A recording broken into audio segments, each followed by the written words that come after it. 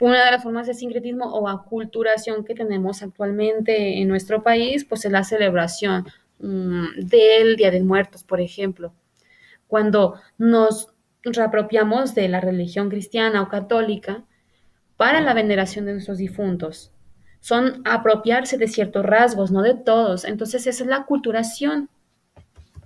Por otra parte, hablamos del sincretismo.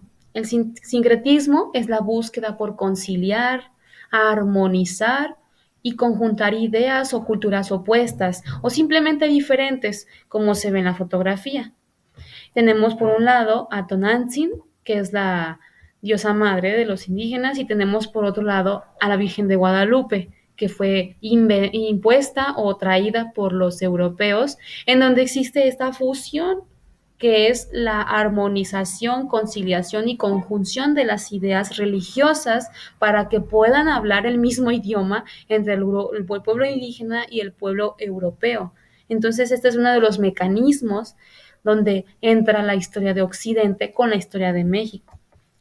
Tenemos la transformación, que es uno de los rasgos principales por el que se puede entender la historia de México a partir de la occidentalización y europeización de México y Latinoamérica, por ejemplo.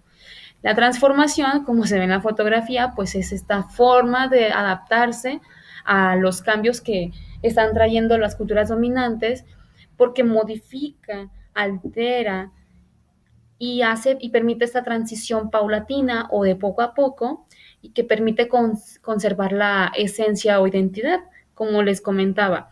Existe, y les quiero contar esta experiencia, allí en San Juan Chamula, que es un pueblo de Chiapas, acostumbra para usos rituales, es decir, para generar estas limpias en el alma, la curación de espanto y de otras enfermedades espirituales y emocionales, utilizan la Coca-Cola o las aguas negras para santificar este ritual. Entonces, esa es la transformación que se está propiciando a partir de la occidentalización. Si bien la Coca-Cola es un producto norteamericano, pero es occidental, no deja de ser occidental e influye en las culturas latinoamericanas y ancestrales para, para permitir que se practiquen estas costumbres rituales o milenarias y que permite transformar, y esto es parte de la transformación cultural e identitaria de los pueblos.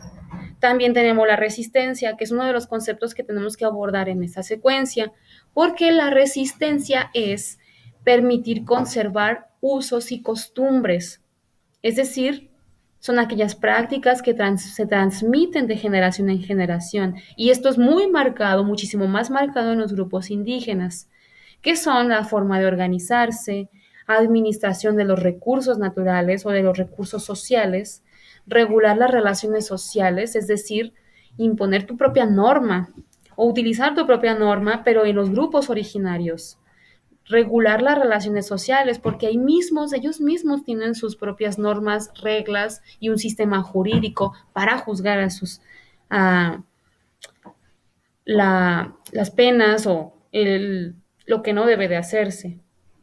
Y también la resistencia, que son esas prácticas que se transmiten de generación en generación, manifiesta las creencias, costumbres y tradiciones. ¿Por qué la resistencia hace eso?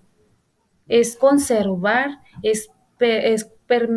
hace permanecer o revivir e inclusive todavía practicar continuamente hasta en la actualidad, pese a la globalización, pese a la colonización, pese a el eurocentrismo, es resistir ante esos cambios y transformaciones, es resistir ante esa culturación y ese sincretismo que nos ha traído los europeos.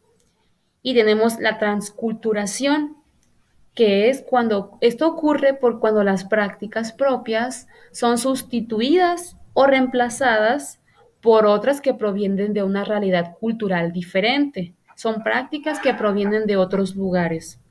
Por ejemplo, en la fotografía se ven dos mujeres musulmanas que usan el hijab, que es esta mantita que cubre